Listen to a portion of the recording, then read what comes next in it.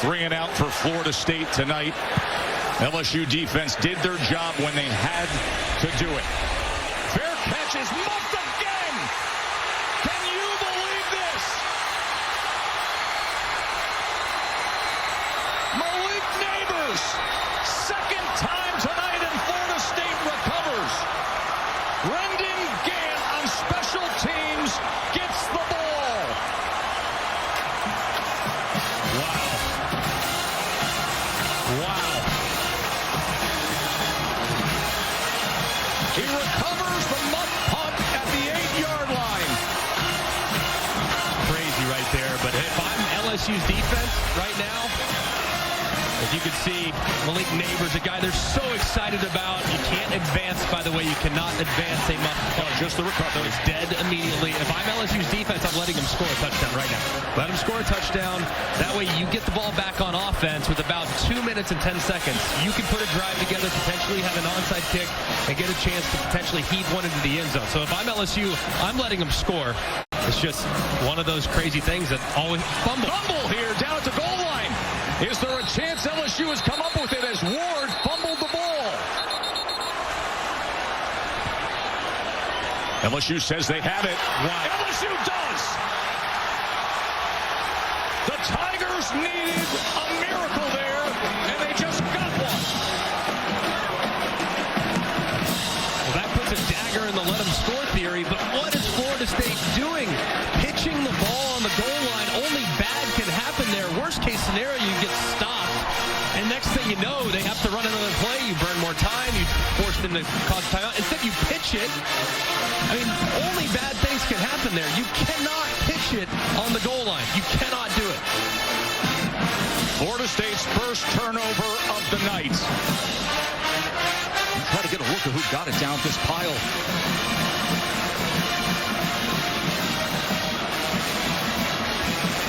Just a crazy mistake there.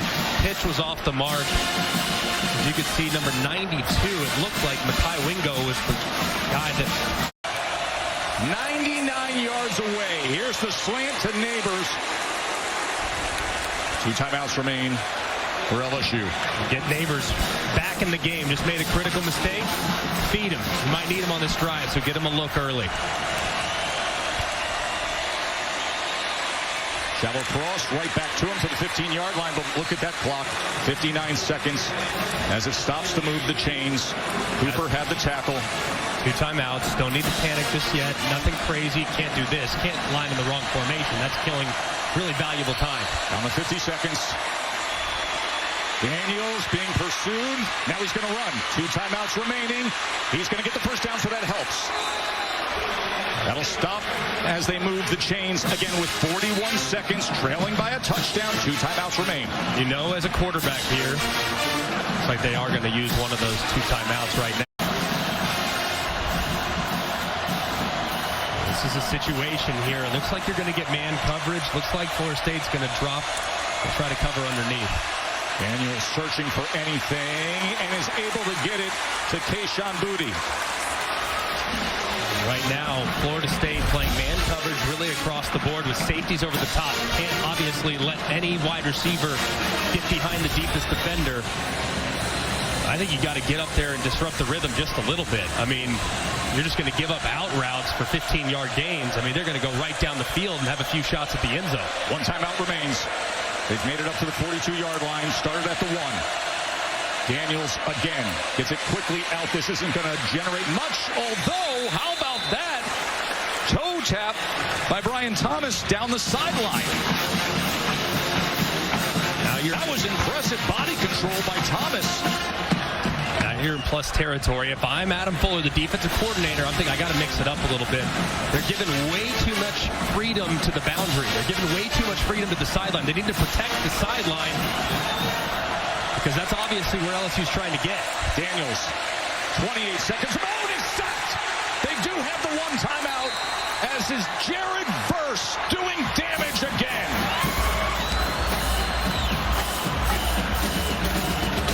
To find out. Jaden Daniels. They drop 8 against him. 3-man rush, taking a lot of time, and now running with it. They don't have any timeouts. Has to get the first down.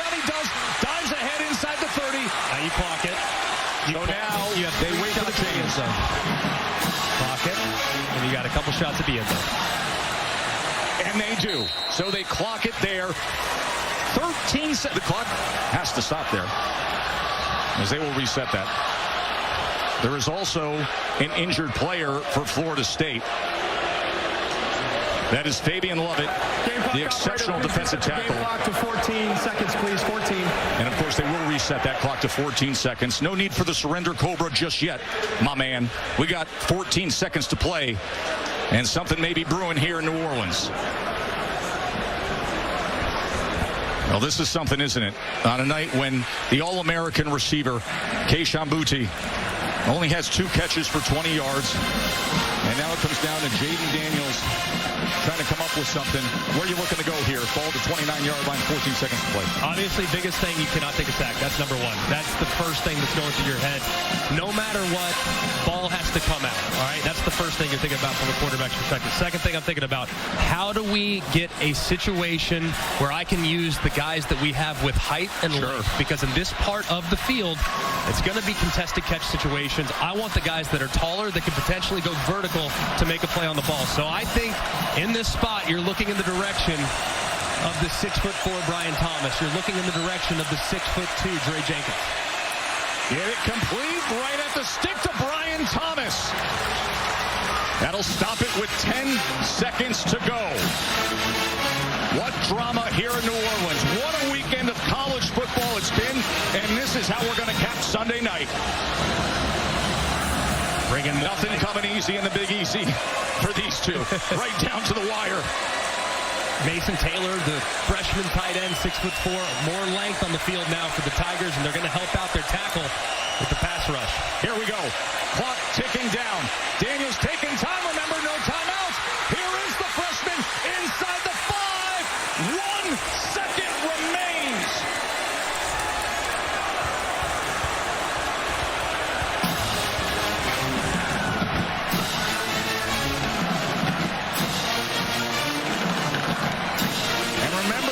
Rule.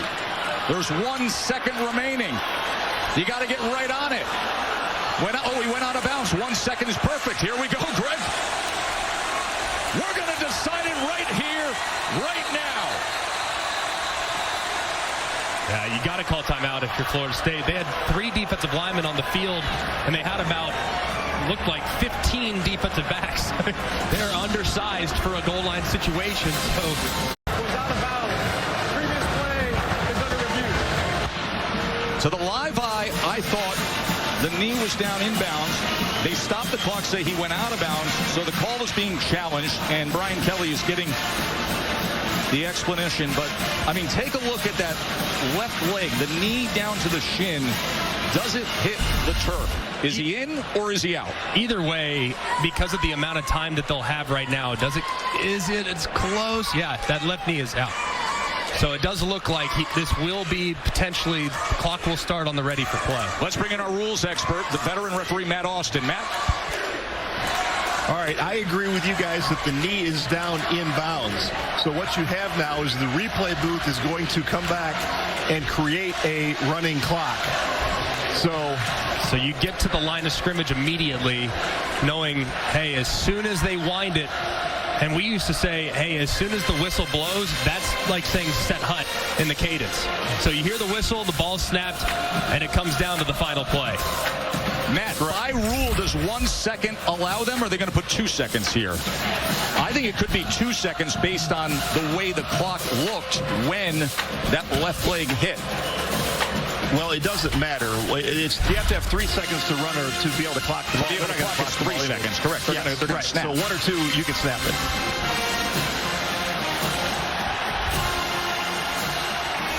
Look at that left leg.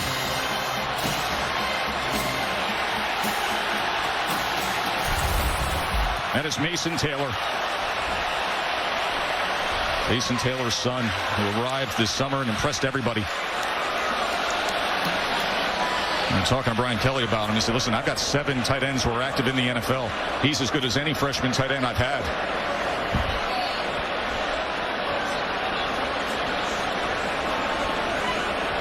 And Incredible to think Dude, this drive is gone, isn't it? The drive that started at the 1-yard line when Florida State was putting the game away, and they decided to pitch the ball at the 1-yard line, and that was the fumble. And now here we are, 10 plays, 97 yards. Time to get to work. This is where, like you said, you talk about it, the official. I mean, LSU's already over the ball, and the replay is still under the replay. The official is still ready to rock and roll down there. Big 12 officiating crew.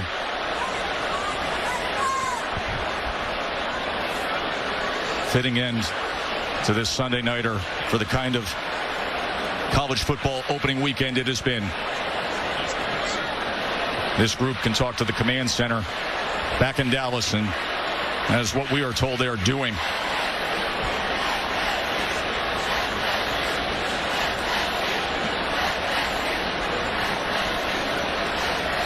Ten plays, 97 yards. They started on the LSU 1-yard line.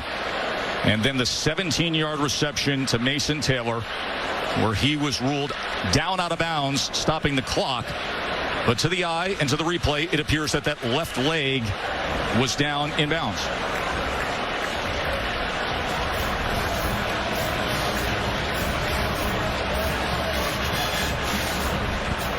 How much are you enjoying college football? I love it so much.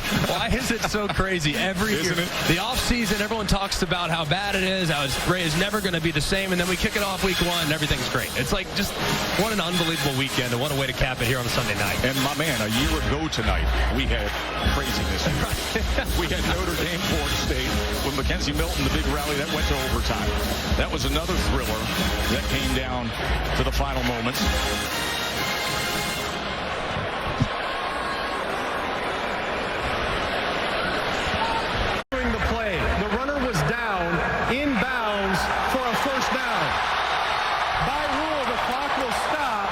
LSU will have time for one play.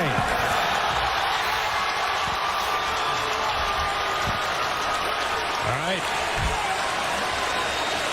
Situation, sprint right, speed option, and just throw it right out there in the flat off a mesh or a pick.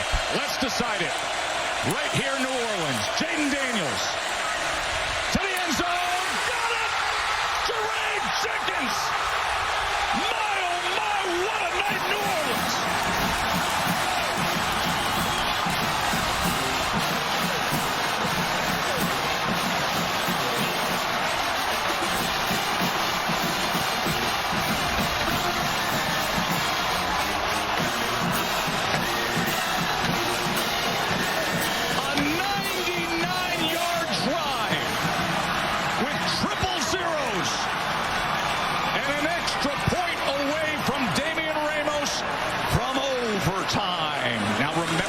He had a kick blocked earlier tonight. His first college action to send us to overtime.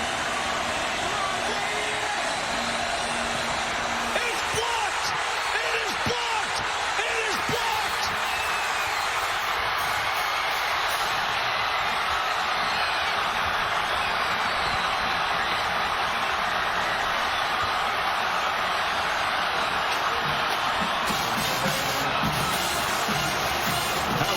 This sport. How great is college football? You couldn't write that script. 99 yards, pure drama. Replay had to clear it up. 1 second left. LSU got it. And then Damian Ramos has it blocked. And that is how Florida State wins.